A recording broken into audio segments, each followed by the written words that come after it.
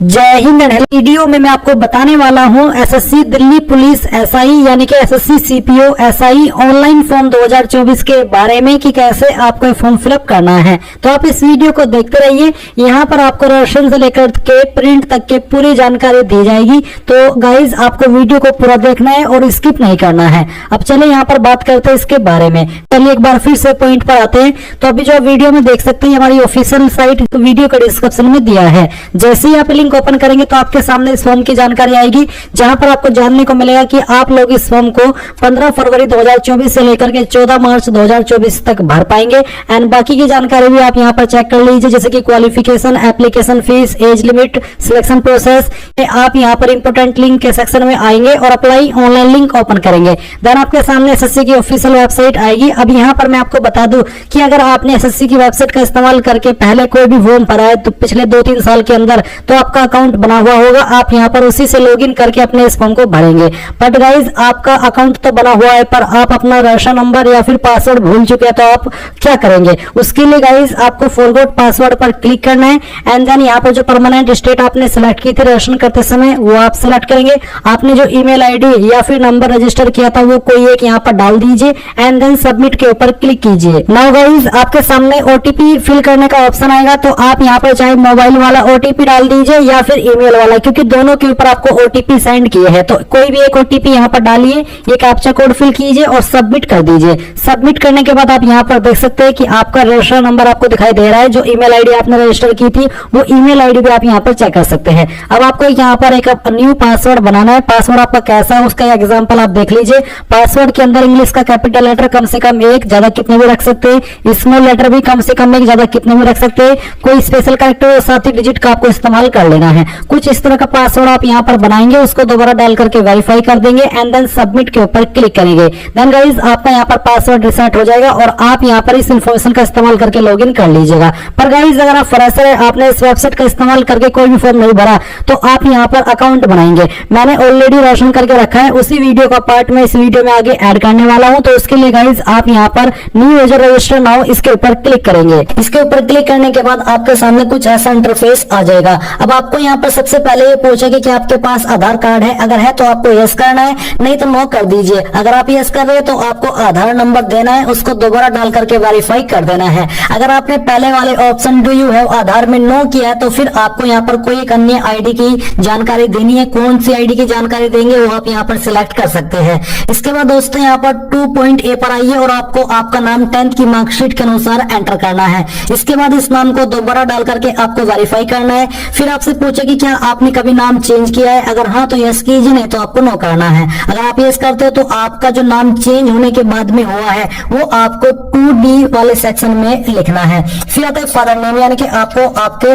पिताजी का नाम एंटर करना है। ये नाम भी आपका 10th की मार्कशीट के अनुसार होना चाहिए। इस नाम को दोबारा डाल करके आपको यहाँ पर वेरीफाई करना है। फिर दोस्तों आता है मदर्स का नेम, यानी कि आपको आपकी माताजी का नाम एंटर करना है। ये नाम भी आपका 10th की मार्कशीट के अनुसार होना चाहिए। इसको आपको यहाँ पर दोबारा डाल करके वेरीफाई कर देना है। डेट ऑफ बर्थ आपकी क्या हो, यहाँ पर आपको कैलेंडर के ऊपर क्लिक करके सिलेक्ट कर लेनी है। पहले यहाँ पर आपको आपका ईयर सिलेक्ट करना है, फिर यहाँ से मंथ और उसके बाद में डे, तो आपकी डेट ऑफ बर्थ आ जाएगी। डेट ऑफ बर्थ आपको दोबारा से सिलेक्ट करके वेरीफाई कर लेनी है। मैट्रिकुलेशन यानी कि 10th की जानकारी, तो आपने 10th किस बोर्ड के द्वारा की है आपको उस बोर्ड को सिलेक्ट कर लेना है। इसके बाद दोस्तों यहाँ पर आपको जो आपका बोर्ड है वो दोबारा से सिलेक्ट करके वेरीफाई कर लेना है। ये सिलेक्ट करने के बाद आपको यहाँ पर 10th का रोल नंबर देना है। ये बताना है कि कौन से ईयर के अंदर आपने आपकी 10वीं पास की है। दोबारा से सिलेक्ट करना है कि आपने कौन से ईयर के अंदर पास की है। जेंडर आपका क्या हो आपको सिलेक्ट करना है। इसको दोबारा से सिलेक्ट करके वेरीफाई करना है। लेवल ऑफ एजुकेशनल क्वालिफिकेशन, यानी कि आपकी हाईएस्ट क्वालिफिकेशन कौन सी है वो आपको यहाँ पर सिलेक्ट कर लेनी है। इसके बाद आपको आपका नंबर देना है जो कि वैलिड होना चाहिए। इस नंबर को दोबारा डाल करके वेरीफाई करना है। ईमेल आईडी यहाँ पर देनी है। ईमेल आईडी को दोबारा से भर करके वेरीफाई करना है। आपकी परमानेंट स्टेट कौन सी है वो आपको सिलेक्ट करनी है और ये सब जानकारी चेक करने के बाद नीचे सेव के ऊपर क्लिक करना है।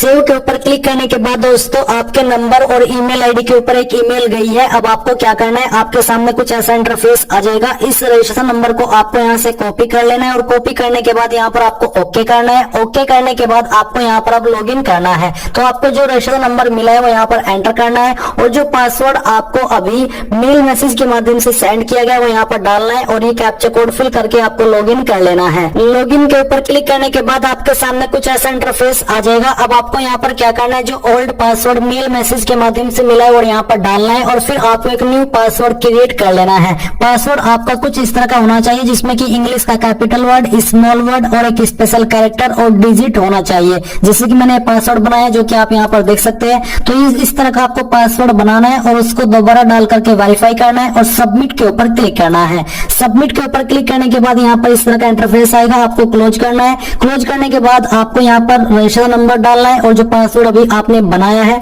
वो यहाँ पर डालना है और डालने के बाद एक कैप्चा कोड फिल करके लॉगिन के ऊपर क्लिक करना है। लॉगिन के ऊपर क्लिक करने के बाद यहाँ पर आपकी बेसिक डिटेल आ जाएगी। आपको सभी को चेक करते हुए नीचे आना है और यहाँ पर नेक्स्ट के ऊपर क्लिक करना है। नेक्स्ट के ऊपर क्लिक करने के बाद आपके सामने एडिशनल एंड कॉन्टेक्ट डिटेल आती है जिसमें कि आपको सबसे पहले आपकी कास्ट कैटेगरी सिलेक्ट कर लेनी है। जो भी आपकी कास्ट कैटेगरी है सिलेक्ट कीजिए, उसको दोबारा से सिलेक्ट करके वेरीफाई कर दीजिए।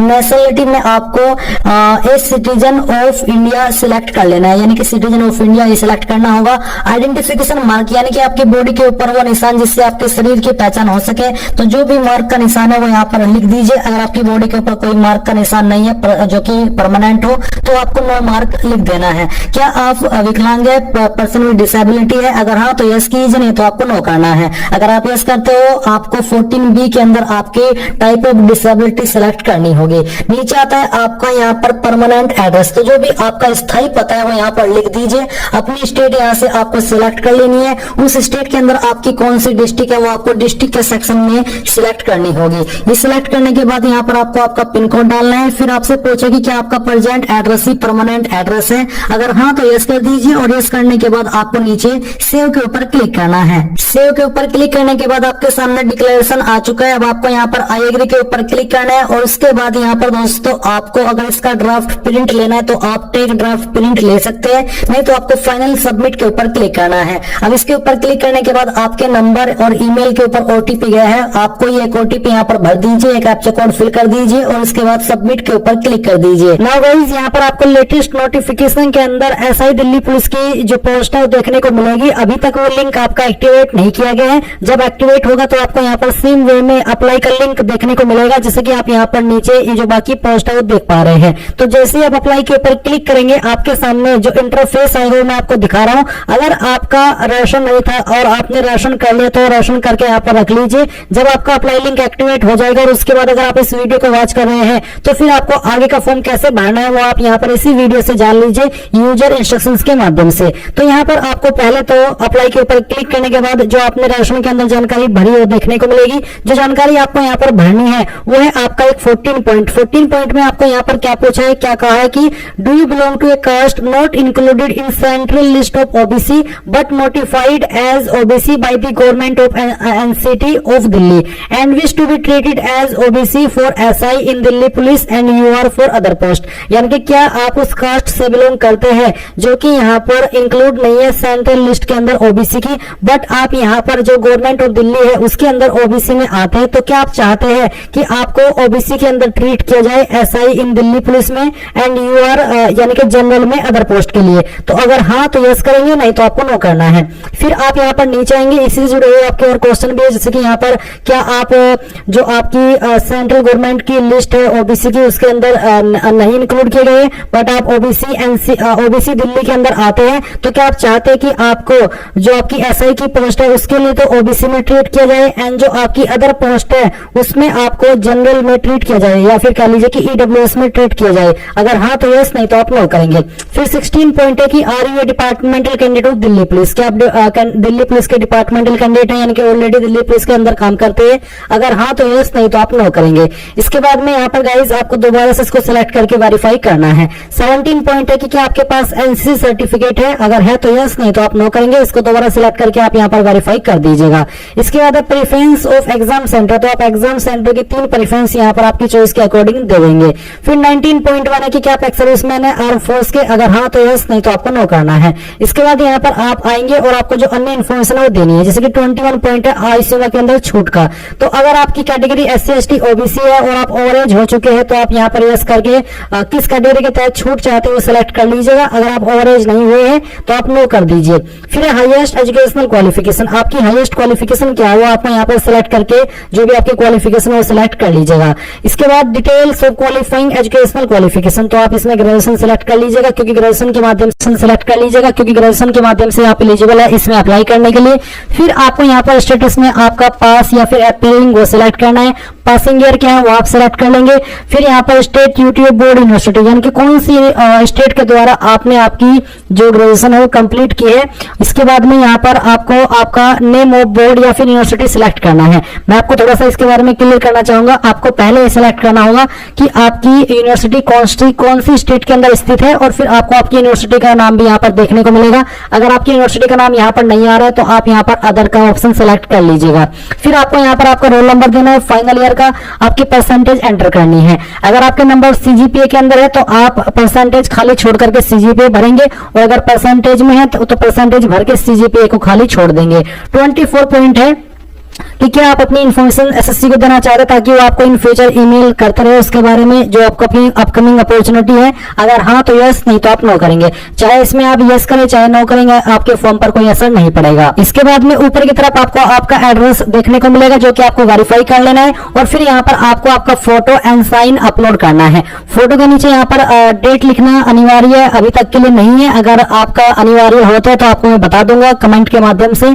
अभी के लिए आप यहाँ पर सिंपल फोटो अपलोड करेंगे जो कि आपका 20 से 50 KB के बीच में होना चाहिए और यहाँ पर सिग्नेचर का साइज 10 से 20 KB के बीच में रहना चाहिए। तो आप यहाँ पर चूज फाइल के ऊपर क्लिक कीजिएगा, जहां पर भी आपका फोटो है सेलेक्ट कीजिएगा एंड देन आपका सिग्नेचर भी सेम वे में आपको सेलेक्ट करना है और आपका फोटो साइन यहाँ पर इस तरह से आ जाएगा। इसके बाद में गाइस आप यहाँ पर जैसे ही सभी जानकारी भर लेंगे तो आपको यहाँ पर नीचे ही आपका डिक्लेरेशन देखने को मिलेगा। आप यहाँ पर एक कैप्चा कोड डालिएगा और प्रीव्यू के ऊपर क्लिक करिएगा। प्रीव्यू पर क्लिक करने के बाद जो भी जानकारी आपने अभी तक इस फॉर्म के अंदर भरी है वो आपके सामने आएगी। अगर आपको लगता है कि कोई जानकारी गलत हो गई है तो उसको आप सही कर लीजिएगा एडिट मॉडिफाई के ऊपर क्लिक करके, नहीं तो फाइनल सबमिट कर दीजिएगा। फाइनल सबमिट करने के बाद में जो कैंडिडेट जनरल OBC से इस फॉर्म को भर रहे हैं उनको फीस जमा करनी होगी और SC ST के लिए कोई फीस नहीं है तो वो डायरेक्टली अपने फॉर्म का फाइनल प्रिंट आउट ले पाएंगे। तो गाइज इस तरह से आप लोग इस फॉर्म की जानकारी आपको पसंद आई होगी। कोई सवाल कोई डाउट रह गया हो तो कमेंट के माध्यम से पूछ लीजिएगा। Thanks for watching.